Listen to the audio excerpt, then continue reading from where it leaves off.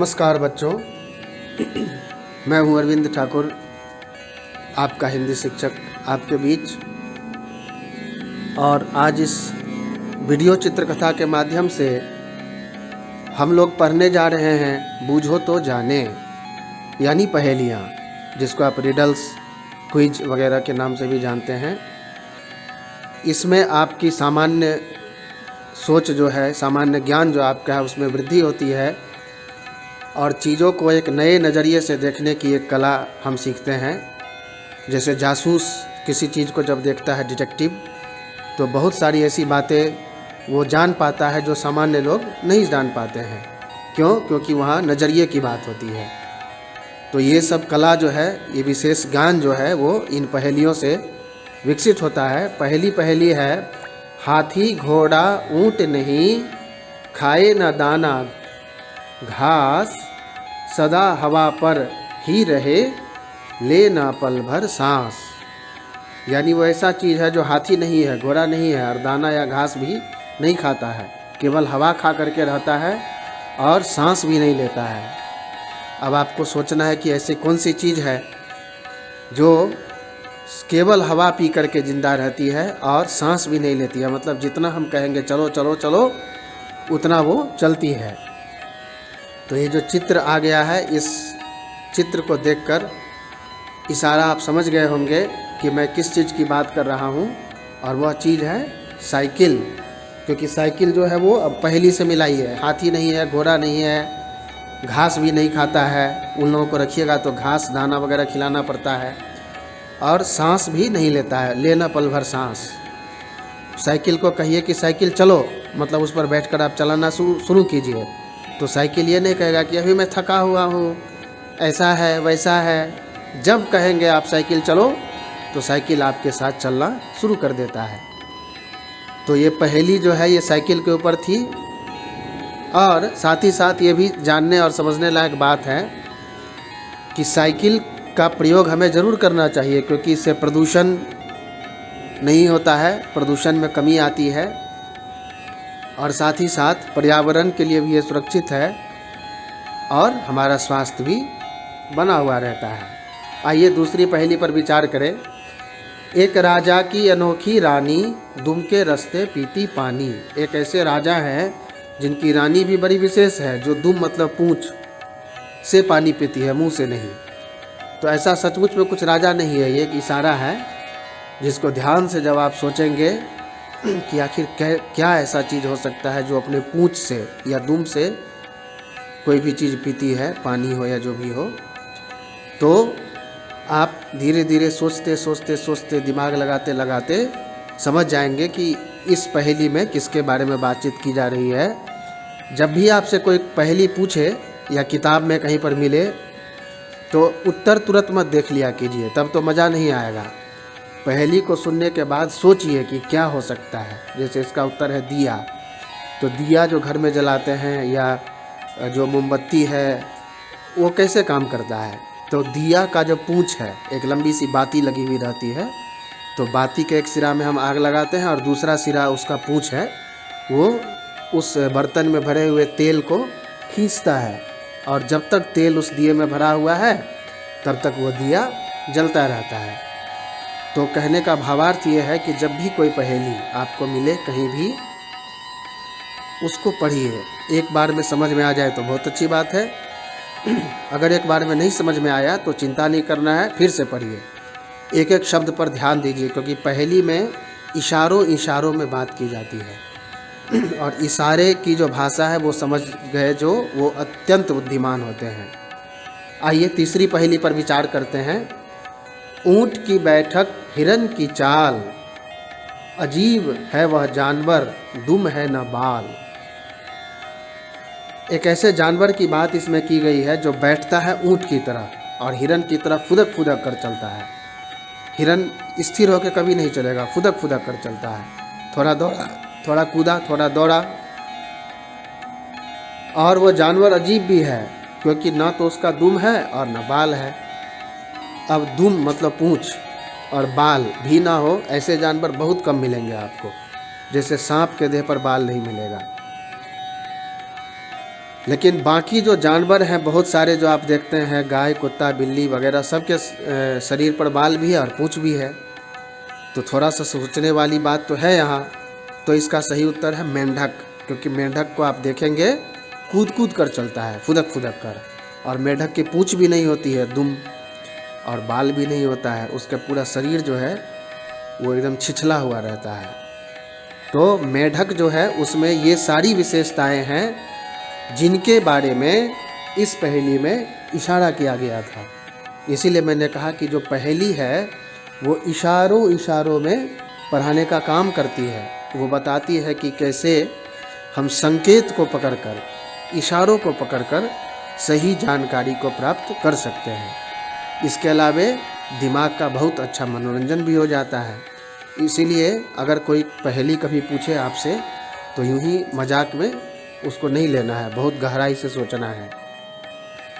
अगली पहेली है, एक पैर है काली धोती, जाड़े में वह हरदम सोती, गर्मी में है छाया देती, सावन में वह हरदम रोती।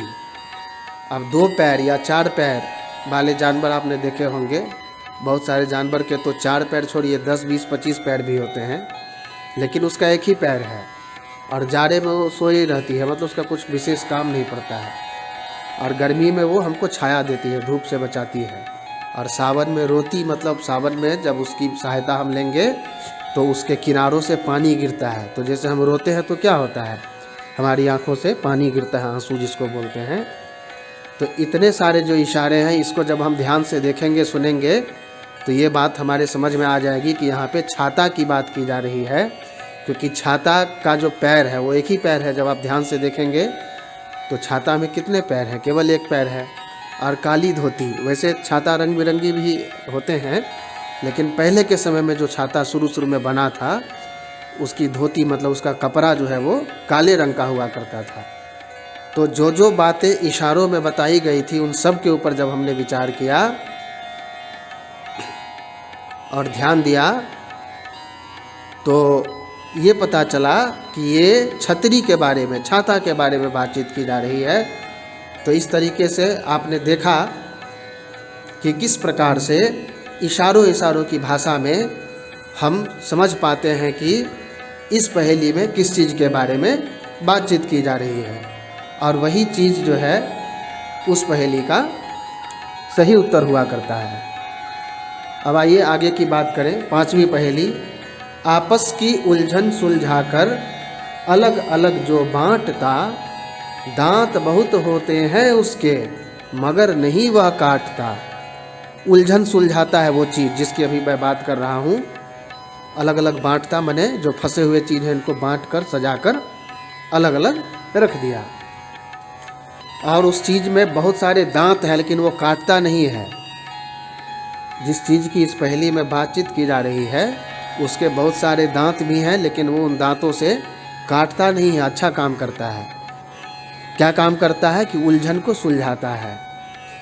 तो अब जो ये इशारे हैं इनके ऊपर जब आप ध्यान देंगे तो आपके समझ में आएगा कि ओहो, दांत भी है लेकिन काटता नहीं है, उलझन को भी सुलझाता है, क्या हो सकता है ये। तो सारे चीज़ पर जब आप ध्यान देंगे तो उत्तर है कंघा या कंघी। छोटा वाला है तो कंघी, बड़ा वाला है तो कंघा। कंघा क्या करता है, बहुत सारे दांत उसमें बने रहते हैं, उनको जब हम अपने बालों के बीच में ले जाते हैं तो बाल अगर उलझ गए हैं आपस में, तो स्नान के बाद खास करके जब बाल एक दूसरे में भींग करके सट जाते हैं, उलझ जाते हैं, तो कंघा क्या करता है, उनको अलग अलग है बांटता। बाल को एक तरीके से सजा देता है, बांट देता है अलग अलग। बाल देखने में भी सुंदर लगने लगते हैं और हमें भी थोड़ा सा आराम मिलता है। तो जो बातें बताई गई वो कंघा के बारे में बताई गई थी, कंघा या कंघी।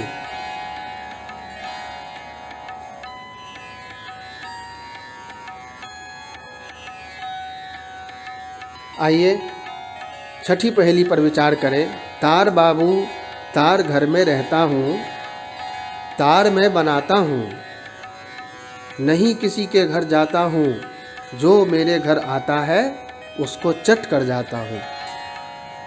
कितने सुंदर इशारों में बात की गई है कि तार के बने हुए घर में ये चीज़ रहता है जिसके बारे में अभी हम बात कर रहे हैं, और वो तार बनाता है और किसी के घर वो नहीं जाता है, लेकिन जो उस तार के घर में मतलब मकड़े के जाली में आके फंस गया उसको चट कर जाता हूँ। चट कर जाना यानी मार के खा लेना।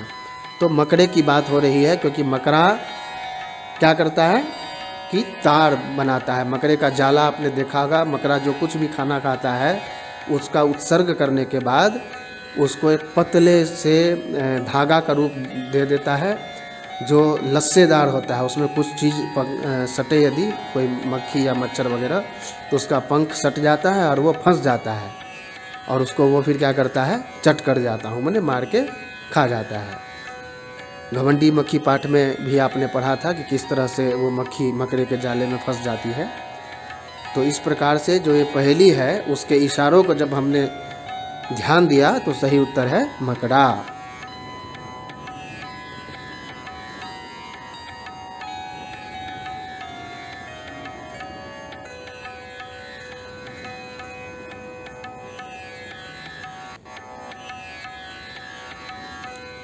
आइए 7वीं पहेली पर विचार करें। एक फूल एक फल है भाई, दोनों मिलकर बने मिठाई। बड़ी छोटी सी पहेली है, बड़ा अच्छा लगेगा जब आप समझेंगे कि क्या है। एक फूल भी है उसमें और एक फल भी है, और दोनों मिल करके न तो फूल रहा न फल रहा, वो मिठाई बन गया। तो सीधी सी बात है, जब आपने कभी गुलाब जामुन खाया होगा, अभी मैं आपको पढ़ाने के लिए जो बोल रहा था तो मेरे मुंह में गुलाब जामुन की कल्पना करके पानी भर गया पूरा। जो चीज़ आपको अच्छा लगे, पसंद हो, और वो अगर आप मन में सोचें तो जीभ में पानी भर आता है। तो गुलाब जामुन में 2 शब्दों से मिलकर बना है, एक है गुलाब और दूसरा है जामुन। अब गुलाब क्या है तो फूल है, और जामुन क्या है तो फल है। लेकिन जब आप गुलाब जामुन खाएंगे तो ना तो उसमें गुलाब का फूल मिलेगा और ना ही जामुन का फल मिलेगा। वो तो एक मिठाई है, लेकिन उसके नाम में फल और फूल के शब्दों का प्रयोग किया गया है। तो इसी से एक पहेली बन गई कि एक फूल है एक फल है भाई, या दोनों बन के मिलके बने मिठाई। तो मिठाई का नाम है जिसमें इन दोनों शब्दों का प्रयोग किया गया है, गुलाब जामुन।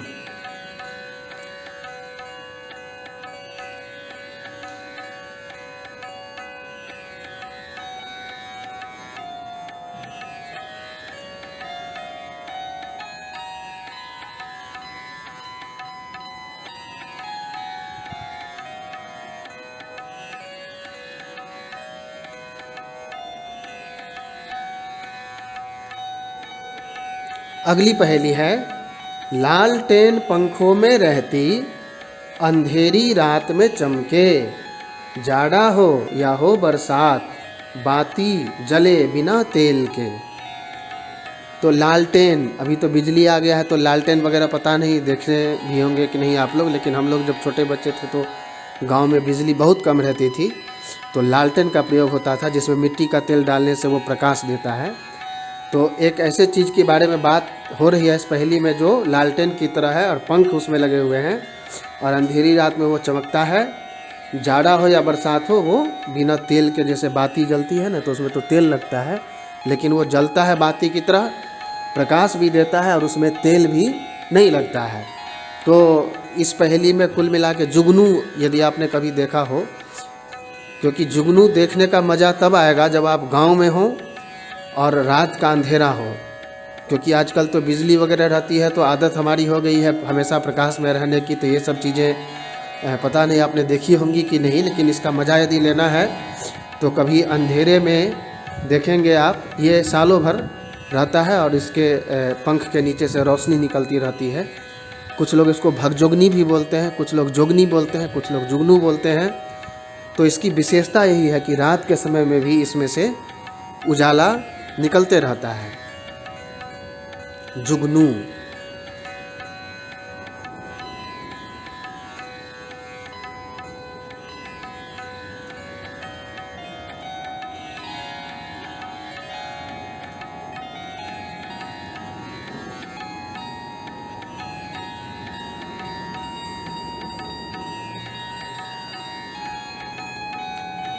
अगली पहेली है 9वीं पहेली। एक फल ऊपर से हरा, अंदर से सीना लाल, रस से भरा हुआ है सारा, खाने में लगता वह प्यारा। बड़ा सुंदर वर्णन है। देखिए कि एक ऐसे फल की बात हो रही है जो ऊपर से तो हरा है, लेकिन अंदर से उस फल का जो सीना है वो लाल है और पूरा रस से भरा हुआ है। जब आप काटेंगे तो उसमें से रस गिरेगा नीचे भी, मीठा मीठा लगता है और खाने में प्यारा लगता है, बड़ा स्वादिष्ट लगता है। तो अब आप सोचिए कि कौन सा ऐसा फल है या फूल है, फूल तो प्रायः खाते नहीं हैं, बहुत कम खाते हैं, जो ऊपर से हरा है और नीचे से उसका सीना लाल है और उसको जब हम काट करके खाते हैं तो प्यारा लगता है। तो वो है तरबूज। क्योंकि तरबूज जो है वो ऊपर से हरा होता है, जब आप काटेंगे तो अंदर में लाल लाल मिलेगा और उसमें काले काले बीज होते हैं। बीज नहीं खाया जाता है, उसको हम लोग फेंक देते हैं, और जो तरबूज है बाकी उसको खाते हैं। और उसका जो रस है वो लगेगा जैसे कोई चीनी का शरबत किसी ने आपके लिए बना दिया हो, चीनी के शरबत की तरह ठंडा और मीठा लगता है। तो उसका रस भी जब आप खाते रहेंगे तो मुंह में आते रहता है, बड़ा मीठा मीठा, बड़ा अच्छा अच्छा लगता है। तो ये तरबूज है। और एक खरबूज भी होता है। तरबूज भी दो तरीके का है, एक तरबूज और एक खरबूज। और इसी प्रजाति के अन्य फल भी हैं। और ये तरबूज खरबूज की बात करते करते एक चीज़ मेरे ध्यान में भी आ गई कि फल जो है वो तो खाते ही हैं हम, कुछ फूल भी खाते हैं। जैसे गोभी जो आप खाते हैं तो वो फूल है, लेकिन उसको हम लोग खाते हैं। अगली पहेली है, 2 पाँव और 2 सिर, ऐसा प्राणी रहे हर घर, जो कोई उसके बीच में आए कटकट कटकट कटता जाए। कैंची की यहाँ बात हो रही है, क्योंकि कैंची के 2 पैर हैं जिसमें हम अपनी उंगली फंसाते हैं, गोल सा जो बना हुआ रहता है, और 2 सिर, कैंची का सिर जो है वो भी 2 ठो है। और ऐसा प्राणी रहे हर घर का मतलब क्या हुआ कि सबके घर में कैंची तो ज़रूर रहती है। माँ या दीदी उससे कुछ कपड़े वगैरह काटती है, या पढ़ाई लिखाई में आप लोग भी प्रयोग में करते होंगे, कुछ कागज़ वगैरह काटते हैं उससे, ड्राइंग वगैरह बनाते समय। और पहचान क्या है कि उसके बीच में जो कोई भी आता है वो कटकट कटकट कटता जाए।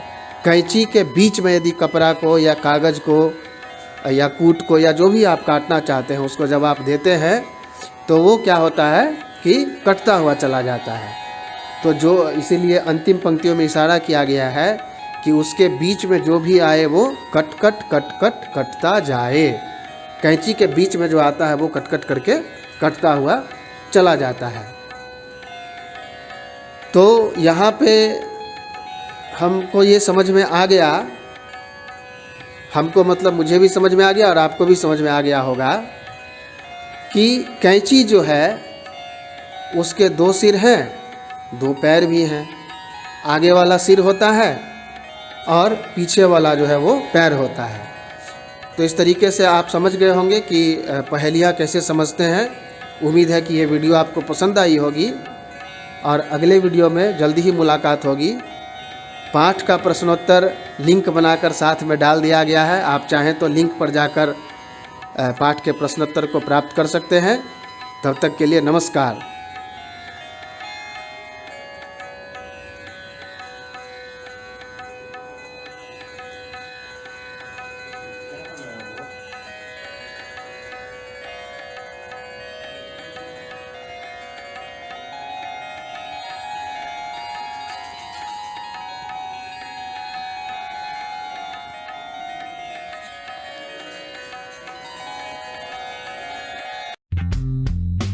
अगर आपने हमारे YouTube चैनल को अब तक सब्सक्राइब नहीं किया है तो आपको यहाँ सब्सक्राइब बटन दिख रहा है, इस पर आप क्लिक कीजिए और हमें सब्सक्राइब कर लीजिए। और साथ ही साथ इसके सामने एक नोटिफिकेशन बेल आ रहा है, इसे भी आप इनेबल कर दीजिए ताकि आपको तुरंत नोटिफिकेशन मिले जब भी हम कोई नई वीडियो अपलोड करें।